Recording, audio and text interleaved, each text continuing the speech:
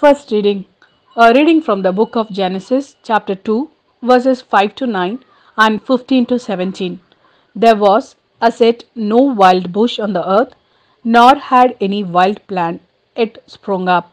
For Yahweh God had not sent rain on the earth, nor was there any man to till the soil.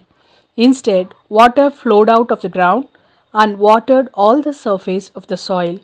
Yahweh God shaped man from the soil of the ground and blew the breath of life into his nostrils, and man became a living being. Yahweh God planted a garden in Eden, which is in the east, and there he put the man he had fashioned. From the soil, Yahweh God caused to grow every kind of trees, enticing to look at and good to eat, with the tree of life in the middle of the garden, and the tree of the knowledge of good and evil. Yahweh God took the man and settled him in the Garden of Eden to cultivate and take care of it. Then Yahweh God gave the man this command: You are free to eat of all the trees in the garden, but of the tree of the knowledge of good and evil you are not to eat, for the day you eat of that, you are doomed to die.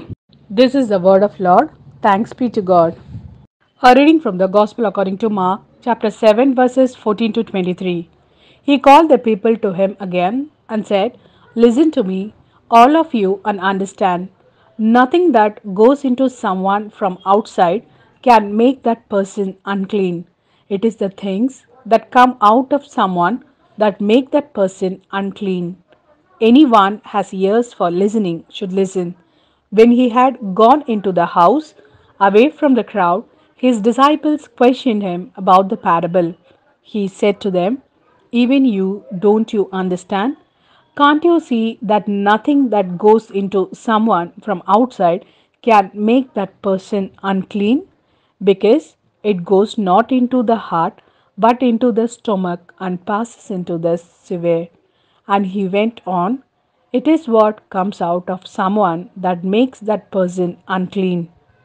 For it is from within, from the heart, that evil intentions emerged: fornication, theft, murder, adultery, avarice, malice, deceit, indecency, envy, slander, pride, folly.